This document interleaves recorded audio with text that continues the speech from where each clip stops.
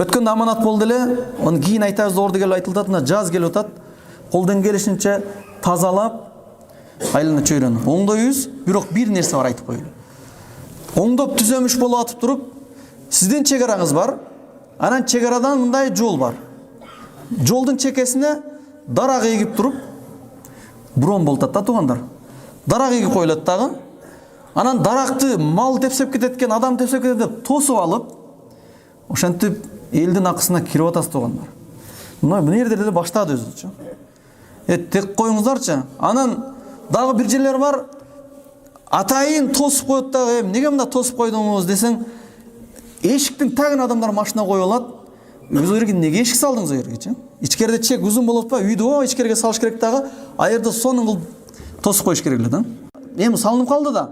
Салынган дең чыдаш керек. Анткени ал акысы бар. Жол элдин акысы дагы келип кааласа ошо эшиктин оозунда тура электин төңүздө сүйлөгөнгө акысы бар. Же ошону укпай турган кылып, пластик кылып, темирден решетка кылып коюп чыдайсыз. Же ичкерирээк саласыз. Андай кылганга болбойт. Дарак эгип туруп, көлөкө кылып анда депчү. Эми даракты дебелеп кетет деп туруп решетка тосуп койгон. Могул жерден чекеден карасак бүт решеткалар да. Ошонун эсебинен бирөө жарым машина кое турган болсо, решеткадан бирак жолдун боюна коет. А эми жолдун боюна жол тар болгондуктан балдарыңыздар көчөгө чыккан болбосо машина уруп кетип атат. Анан дагы өчөштүрүп, лежащий полицейский коюп коесуздар мында кылыпчы. Катуу өтөт да берге депчи. Катуу өтөт.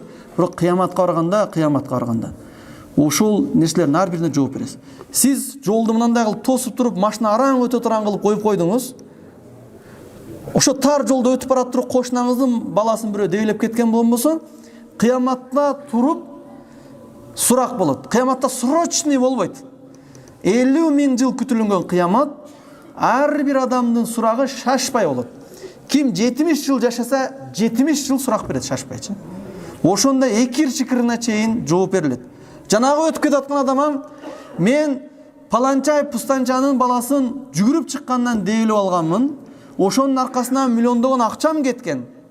Бирок ошолор жол өзү кең эле болчу. Адамдар решетка кылып тосуп албаганда, элдикин өзүнчө решетка кылып бак кылып албаганда, балдар ошол жакта эле ойногондо. Балдар келатканын билет эле, арга жок балдар биякта ойногондо решетканын биягында. Десе, ошонун зулмун көтөрөсүз сөзсүз түрдө. Доорунда ошо бечара миллиондогон акчасы кеткен экен, аны түшүнбөй онараса сындырган экен эле. Эми сен жооп бересиң депчи.